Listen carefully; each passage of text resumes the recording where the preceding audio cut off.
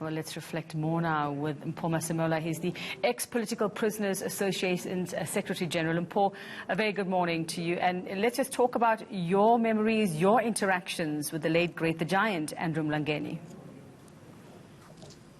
Yeah, good morning. It's a very sad day to us and the whole country and the ex-Robben Island political prisoners in particular. By hearing the very sad news on the passing of the late Mpho Mlangeni. The Eastwalandwa he was a tried and tested leader who passed through the eye of the needle. My latest interaction with him, he invited me personally, was during his 95th birthday at his house in Dubai.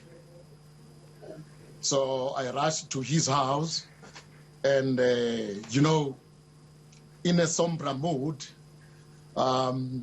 we sat down there, having lunch and, discussing about the way forward with regard, about his especially anti-corruption stance at Robben Island. He was asking me about the report, the corruption report of Robben Island, and also asking the president to erect a memorial wall for all political prisoners. Mpho Mlangeni, he will be sadly missed because he never fought for any position. Yeah? He never fought for any position in the ANC. He never wanted fame. He was down to earth. And remember, he is the founder of this association that belongs to all political prisoners in this country. What did he want this association to represent? What was it that he wanted it to do for those that it served? No, remember this association that he formed together with Nelson Mandela in 1995 at Robben Island in Cape Town. The main objective, it was to address the socio-economic needs of political prisoners.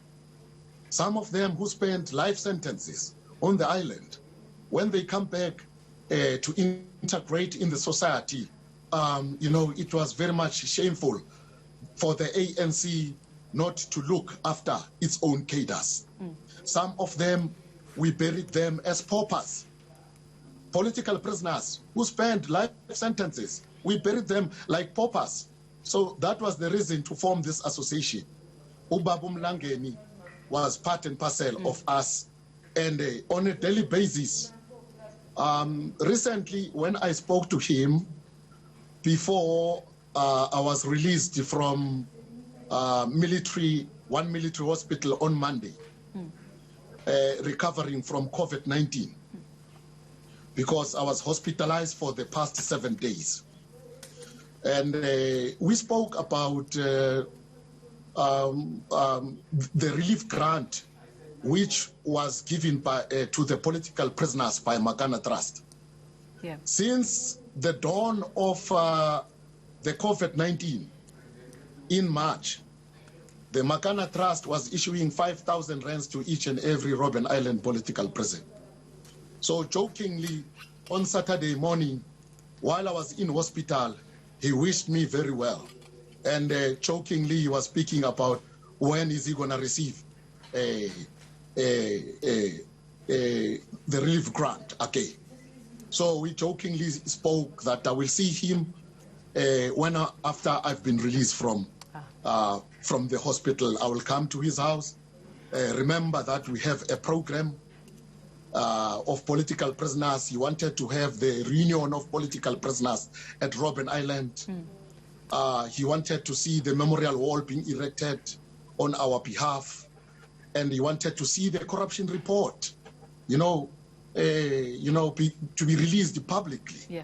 Those are the things that I remember. He was so, feeling very, bad about them. So will you push ahead with those wishes of his? Then will you make sure that those things happen?